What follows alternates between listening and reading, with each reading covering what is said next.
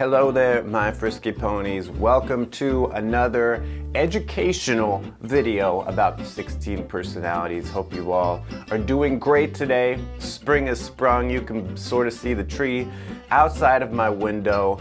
The leaves are coming out. This is awesome. So today we're going to be digging into a topic I see quite often in the comments section, which is, Frank, I took the 16 personalities test on specifically 16personalities.com and I got infj-t or I got enfp-a. What does that T or A mean at the end of the personality type? Because Frank, I don't hear you talking about that ever. What's going on? That's what we're going to get into in this video. What does the A mean? What does the T mean? How does it all relate to your personality? Before we jump into that, I want to let you know briefly that I have an email list. I send out a motivational email called the Word of the Week every week, usually on Monday, unless I don't get it done in time, then it's on Tuesday.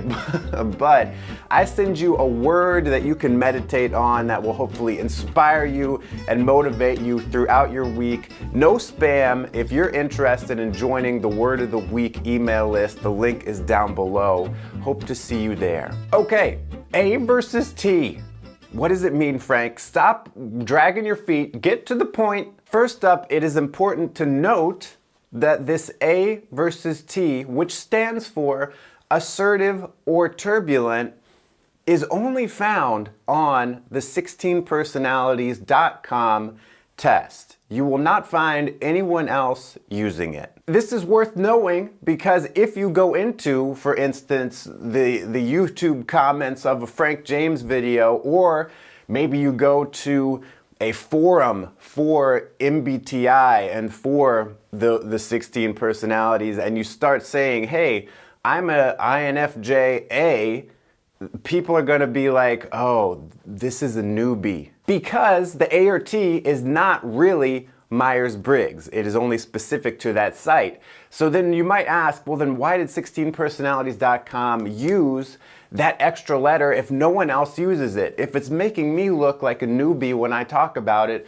what's the deal? Should I not use it? Does it not describe anything about me? I'm not going to get too much into the details about that test in particular. I actually made a whole video that goes more into the nitty-gritty of it. You can check that out above my head. But in short, the 16personalities.com test uses the Big Five personality model to test you and then gives you that 5-letter personality type that seems to be analogous to Myers-Briggs. But as you may have figured out from me saying that, the Big Five has 5 personality factors, and Myers-Briggs traditionally only has 4 letters. So what did they have to do? They had to add that extra letter onto the end to have that extra personality trait. So what is that personality trait?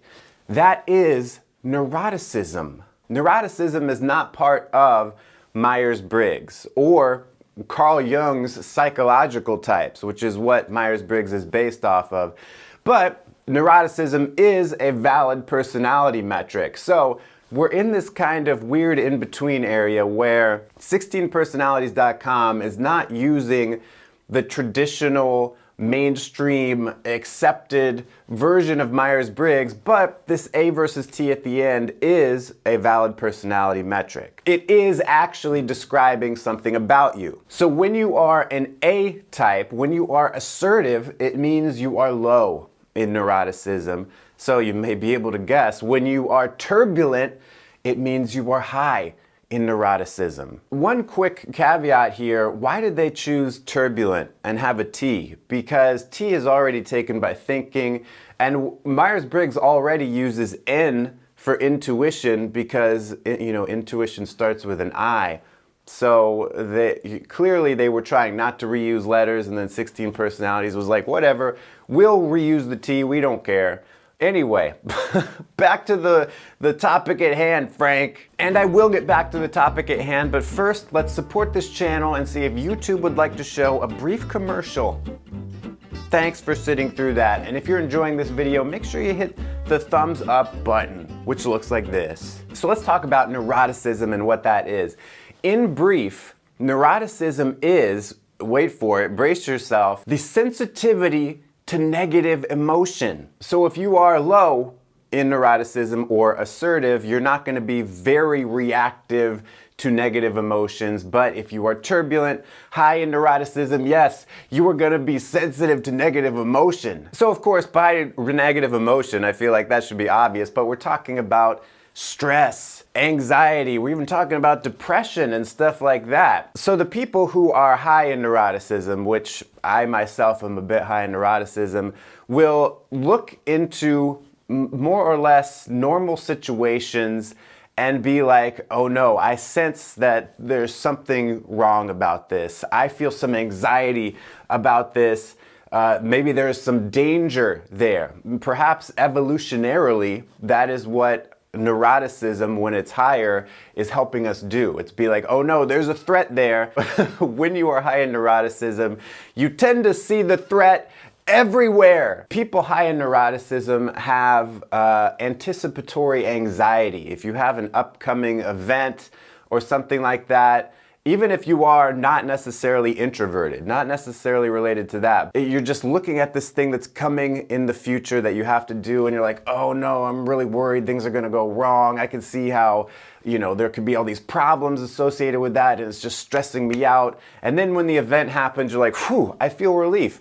It's done. Everything turned out better than expected. People who are high in neuroticism can also be a bit more pessimistic and cynical because they are seeing all the possible things that could go wrong. People who are high in neuroticism may also be a bit volatile. Their emotions might be a little bit all over the place, a little bit moody, because they are so reactive to different situations. Like they'll be doing fine, and then something happens and they'll be like, no!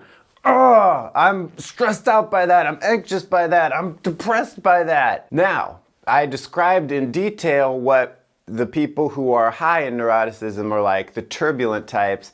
The assertive types, or people who are low in neuroticism, they're not like that.